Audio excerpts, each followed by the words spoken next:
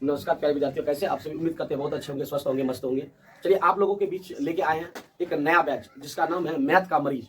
आप लोग देख सकते हैं नया बैच जो कि क्लास 10 का है, नया बैच 2026 के लिए। जो 2025 में बच्चे अभी से तैयारी में लगे हुए हैं, 2026 में देने वाले एग्जाम है, उसके लिए लेके नया बैच आए हैं मैथ का मरीज। जो कि इसमें मैथ के मरीज जो कि इसमें बताया जाएगा आप लोगों को वीवीआई क्वेश्चन। जो मैथ का मरीज हम लोग ऑनलाइन नया बैच शुरू करने जा रहे हैं। वीवीआई क्वेश्चन सिर्फ बताया जाएगा इसमें, जो एग्जाम में क्वेश्चन को पूछता है हूबहू जो आता है एग्जाम में, वही सिर्फ इस मैथ का मरीज बैच में आपको बताया जाएगा वीवीआई क्वेश्चन।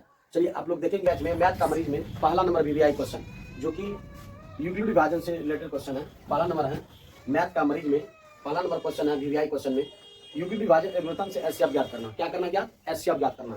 तो इस टाइप का क्वेश्चन आएगा, जरूरी नहीं कि यही आएगा, आपको बिहार बोर्ड है कुछ भी पूछ सकता है। 135 और 225 की जगह पर कुछ भी डाल सकता है, लेकिन आपको एचसीएफ इस टाइप पर पूछेगा।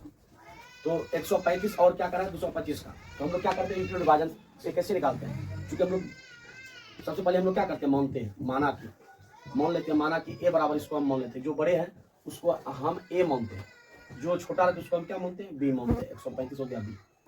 तो हम लोग जानते हैं यूक्लिड विभाजन का फॉर्मूला क्या था। यूक्लिड विभाजन का फॉर्मूला होता है ए बराबर बी प्लस आर। तो लिखेंगे यूक्लिड विभाजन एल्गोरिथम से, यूक्लिड विभाजन एल्गोरिथम से ये फॉर्मूला हमको बैठाना है। तो ए बराबर फॉर्मूला होता है बी क्यू प्लस आर। ए बराबर क्या होता है, बी क्यू प्लस आर। ए का काम कौन कर रहा है 225।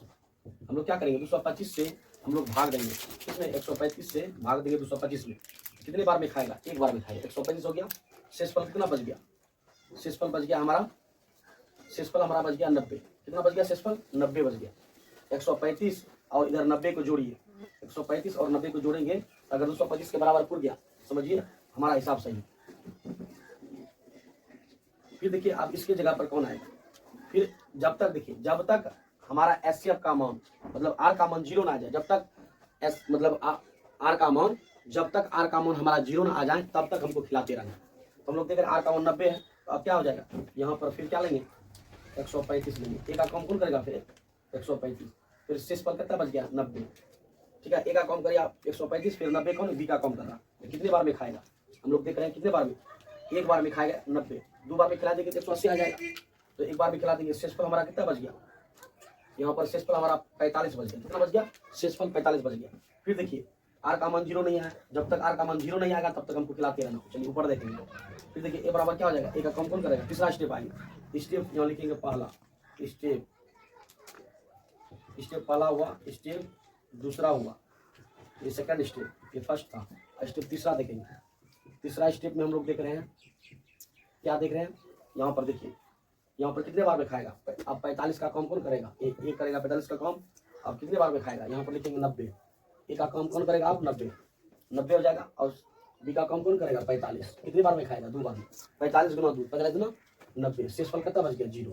हम लोग बताए थे क्या कि आर का मान 0 ना आ जाए जब तक खिलाते रहना। हम लोग देख रहे हैं आर का मान 0 आ गया, तो हम लोग जानते हैं एचसीएफ कैसे निकलेगा। हम लोग जानते हैं कि एचसीएफ बी के बराबर होता है। किसके बराबर? बी के बराबर। बी का काम इसमें कौन कर रहा है, हम लोग जानते हैं कि ए बराबर बी क्यू प्लस आर होता है। बी का काम यहाँ स्टेप 1 में बी का काम 135 कर रहा है, और स्टेप 2 में बी का काम 90 कर रहा है। तीसरा स्टेप में हम लोग देख रहे हैं बी का काम 45 कर रहा है। एचसीएफ किसके बराबर होता है? बी के बराबर। बी का काम कौन कर रहा है 45। तो 45 क्या हो गया, हमारा आंसर हो गया। तो चलिए आप लोग उतारेंगे, जो कि मैथ का मरीज का पहला वीवीआई क्वेश्चन जो था हमारा ये था, इस टाइप पर क्वेश्चन को पूछता है। चलिए आप लोग उतारिए। चलिए दूसरा नंबर सवाल देखेंगे, जो कि दूसरा नंबर वीवीआई क्वेश्चन जो कि पूछता है एग्जाम में, अभाज्य गुणनखंड को गुणनफल के रूप में व्यक्त कीजिए।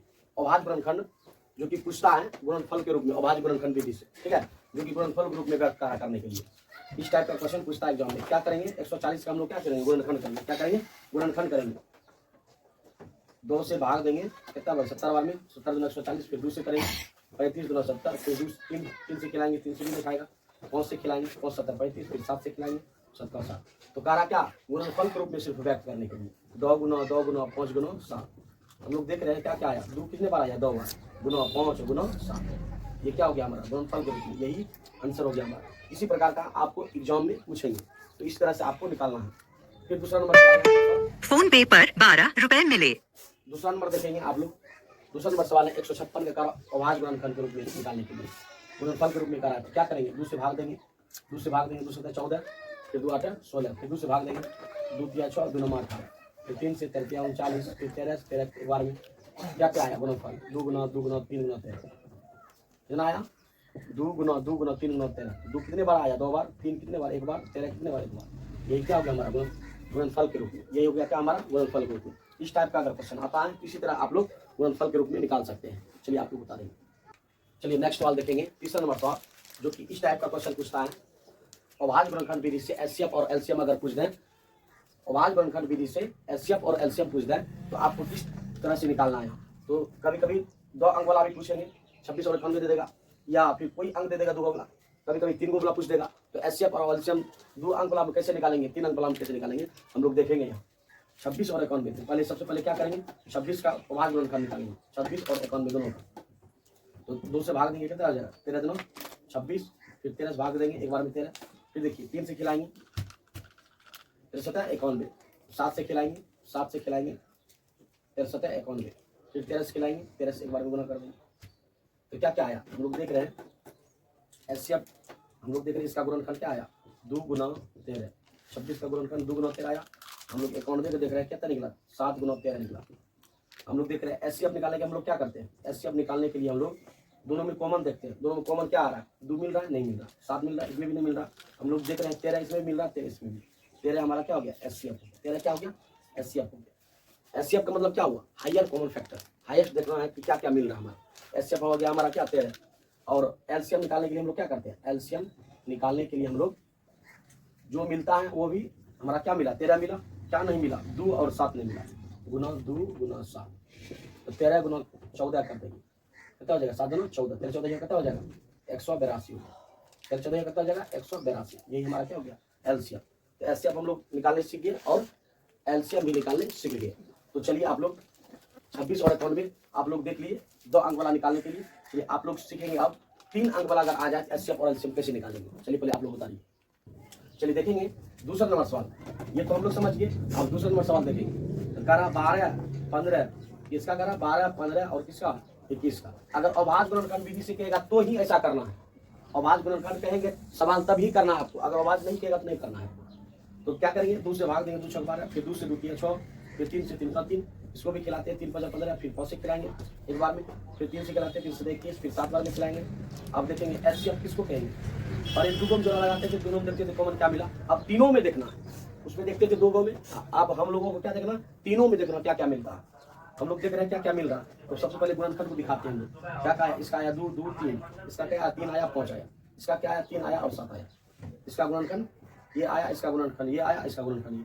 हम लोग देख रहे हैं एचसीएफ किसको कहेंगे, हायर कॉमन फैक्टर, यानी एचसीएफ किसको कहेंगे, जो मिला जो कॉमन आ रहा है उसको हम क्या कहेंगे, एचसीएफ। एचसीएफ हम लोग देख रहे हैं इसमें 2 आ रहा है, इसमें भी नहीं है, इसमें भी 2 नहीं है। हम लोग 3 पर विचार करेंगे, 3 देख रहे हैं, इसमें भी 3 देख रहे हैं, इसमें भी 3 देख रहे हैं, इसमें भी। हम लोग देख रहे हैं कि कॉमन 3 तीनों में मिल रहा है, 3 है, तो हम लोग 3 क्या हो गया हम लोग का, 3 हम लोगों का एचसीएफ हो गया। क्या हो गया, एचसीएफ।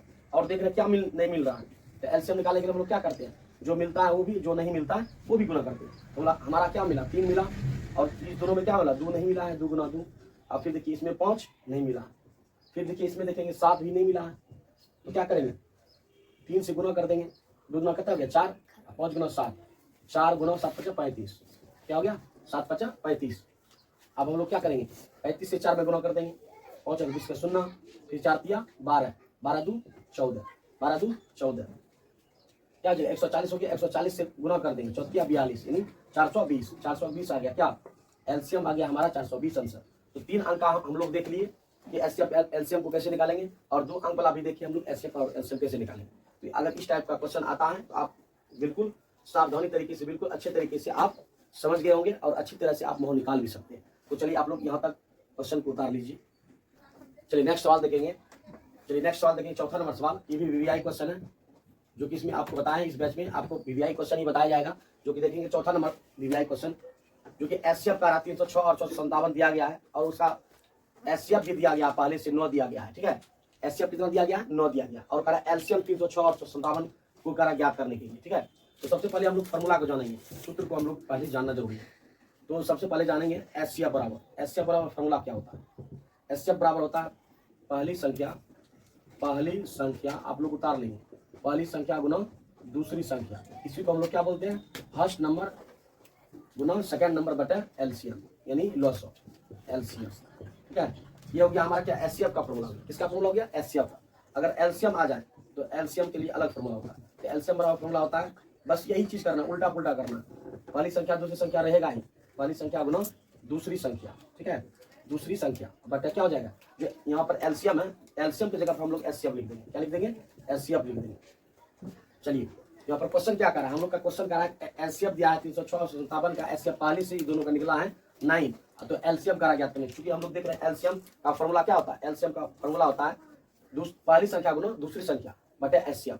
एचसीएफ हम लोग को पहले से दिया गया है, तो हम लोग लिखेंगे, यहाँ पर देखेंगे दिया गया है, क्या क्या दिया है हम लोग देख रहे हैं, दिया है एचसीएफ। एचसीएफ हमारा दिया गया है 9, एचसीएफ कितना दिया है 9।